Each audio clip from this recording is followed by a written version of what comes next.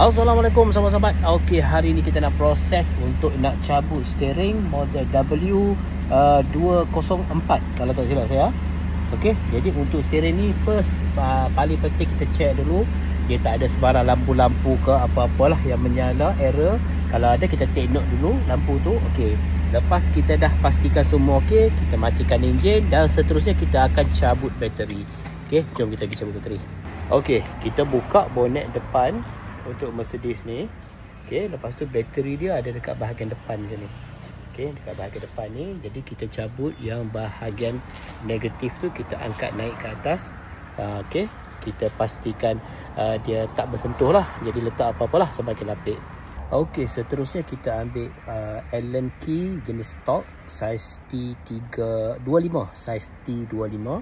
Okey, dia punya lubang dekat belakang ni sahabat-sahabat.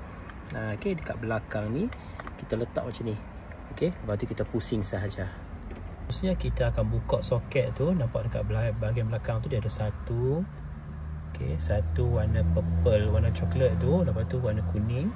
Lepas tu dekat bahagian belakang ni pun dia ada soket. Okey, cabut soket mana yang patut.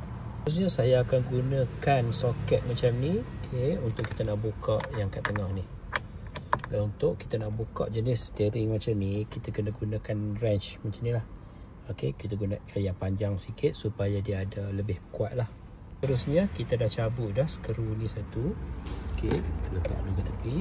Sekarang ni kita tandakan siap-siap. Okey, sebab kita takut nanti kita pasang dia sengit.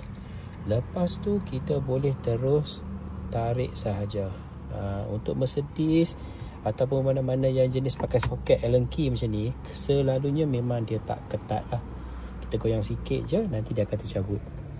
Okey, itu kawasan belakang dia, itu bahagian clock spring dia.